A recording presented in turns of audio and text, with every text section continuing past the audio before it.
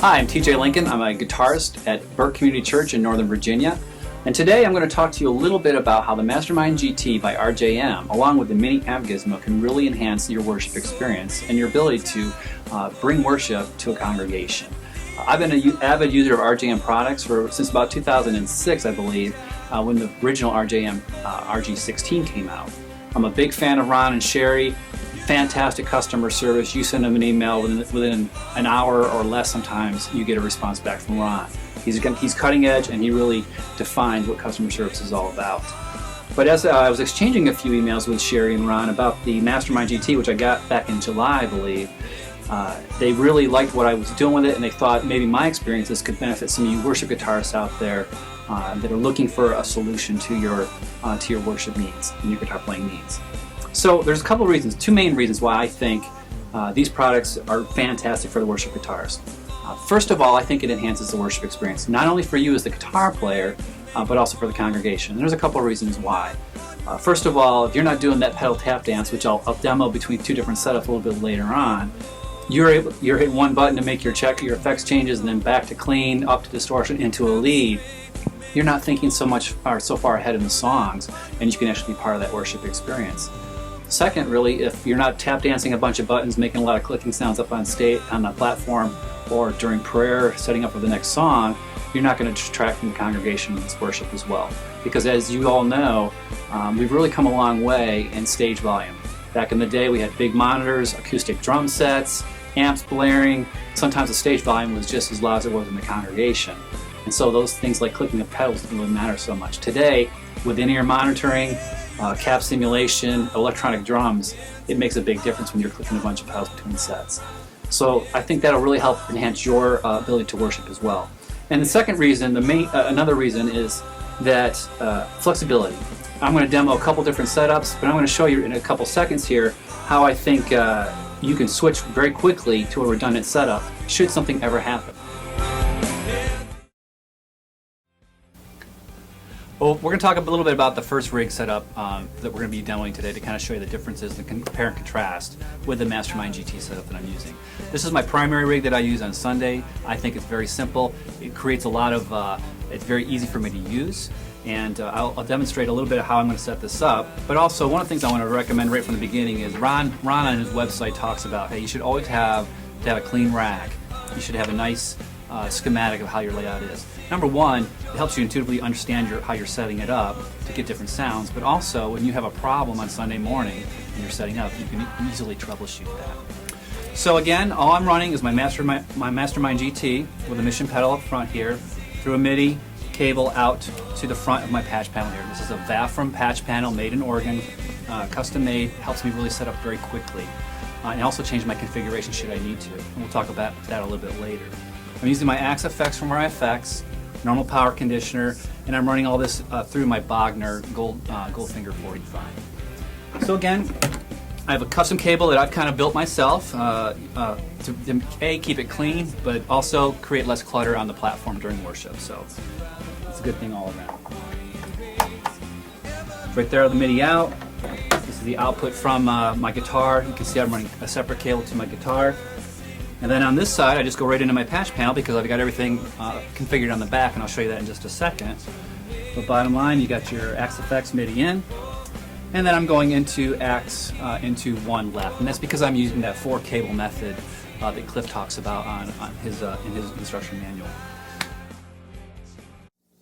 So on the back of the amp, it's pretty simple for the 4-cable method. Obviously, everything's running in through input 1 here. It's going in through an effects loop block, but before that I'm using an overdrive and a wah block. That's all I'm really using on the Axe Effects. After that, it's going to go ahead and hit the front of my amp, go through the preamp, and then shoot out through the effects loop on my amplifier down here. So as you can see, I pretty much like to keep all the cabling very, very clean, labeled. I do use the humbuster cables that the Axe does recommend for the outputs. And then I'm also, as you can see, to power my Mastermind GT, I'm using another RJM product right here.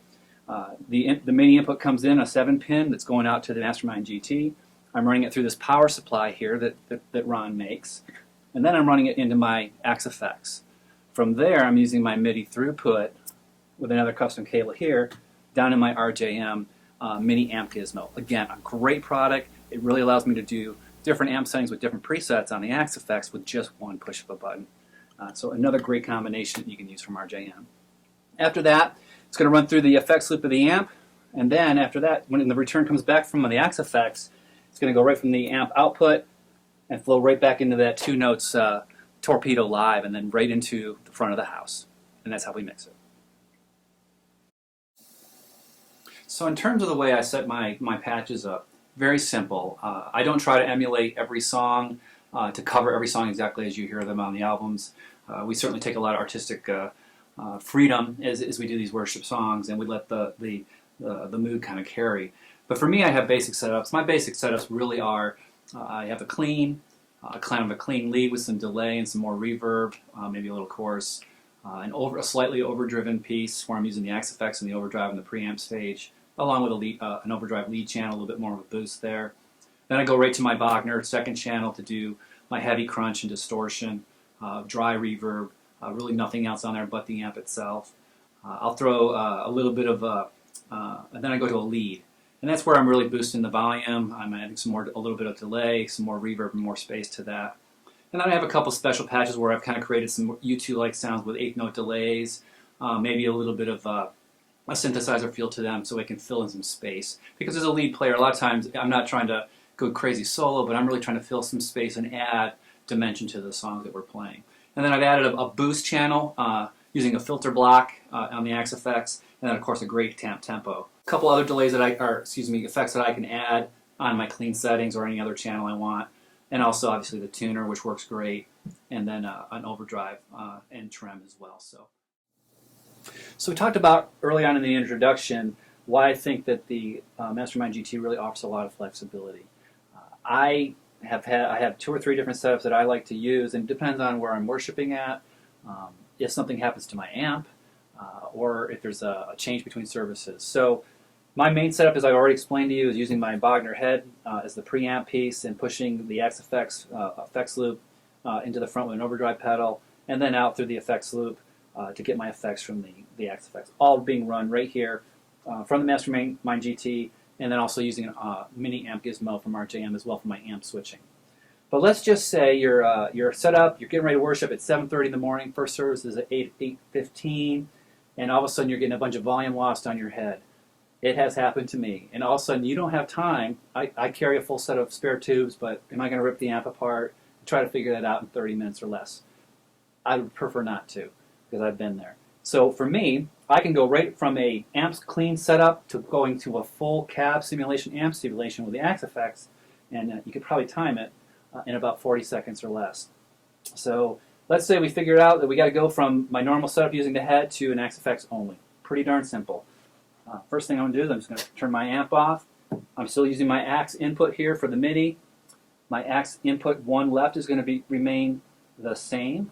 I need to go to my Axe Effects, change my globals, and all I'm going to do here is turn on my power amp simulation and turn on my cab simulation. Exit that. I'm good to go now. I've got my power amps and my effects, my cabs turned on. And then all I need to do is page down to my first bank. And now I'm using clean. I'm using nothing but the Axe Effects. It's running out, and it's also going, I'm not going to use the amp out. I'm going to switch to my Axe out, 1 right. And now I'm running right to the front of the house, out of the back of the Axe Effects, without using my amp, without using my cabinet simulation. Very easy, and you saw that took less than a minute. So now we've seen that the Mastermind GT also provides you a great redundant capability. Use that page setup, a couple switches of the cables, you're up and rocking on just using your Axe Effects should your head die. Another great thing is that, like I mentioned earlier, is if you're changing guitars. I predominantly use a PRS 408 here. I can simulate some single coils with that. But if I go from a humbucking guitar to a Fender Strat or a Fender Tele, you have that normal single coil loss in volume in a lot of cases. So for me, all I did was create another page and then I changed my settings in my XFX for my input volumes. So basically I was able to level my output volumes using a single coil or a humbuck guitar. As simple as putting the page up and getting that clean, and I'm now in my single coil settings, and it's the same exact setup as I'm using on my humbucking guitar. Transparent to me, all I've done is change some settings. Pretty awesome. Okay, so I want to demo why I think this can enhance your work experience. Predominantly, we're going to demo and highlight the switching capability and how simple it is to do that. The song I picked to do that on is one of a popular Hillsong song called Hosanna. And I'm going to highlight a part leading into the first lead, into a heavy chorus with a little bit of a lead line, and then into a very clean part. If you're a single guitar player, you can imagine, as you'll see when I go to the second rig, how much tap dancing I need to do that. So hopefully what we're going to show you is how simple it is with the Mastermind GT.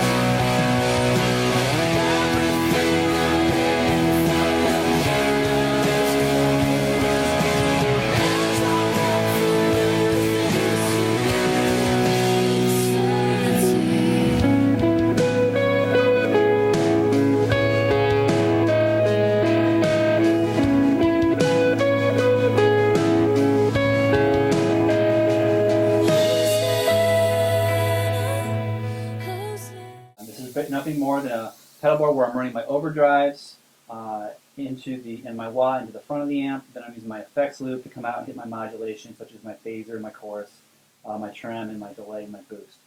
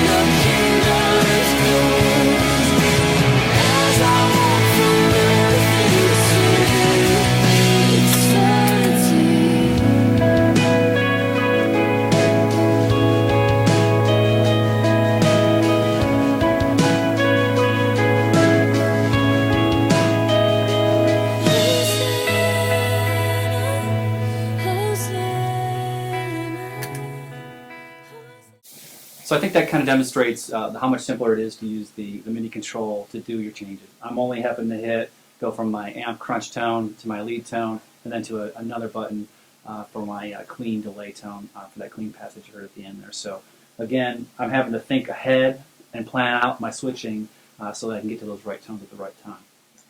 Mastermind GT makes it easy. It's awesome. All right, today we talked about two basic reasons why I think the RJM products, specifically the Mastermind GT and the Mini and Gizmo, are fantastic for worship guitarists, or any guitarist for that matter. Provides a lot of enhancement to your worship experience. You're going to simplify your switching. It's quiet. It allows you some redundant capabilities in the page feature. You can go from an amp to just a clean Axe-Fx use if you're using the Axe-Fx or any other MIDI control unit in a matter of a minute or less. You can change guitars, fantastic features and capabilities. I haven't really touched on the programming of the actual Mastermind. Ron's got some videos out there. It is so easy, and he's always adding new features, Eventide pedals, certainly the Axe-Fx and others to show you how to do it. And it will pull those presets in very quickly and very easily. You might be saying, yeah, it's expensive, TJ. No, it's not cheap. I'll say that it's true, but it is probably the best MIDI switcher I've ever used. I'm not bagging on anyone else.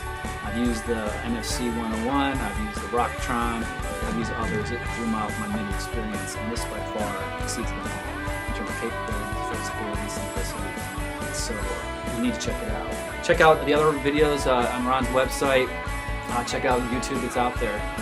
If you have any questions on this one, I think Ron and Sherry are going to post it either to the forums or to the Facebook page. I'll monitor that and I'll answer any questions you have out there. But continue rocking on for God, and we'll see you next time.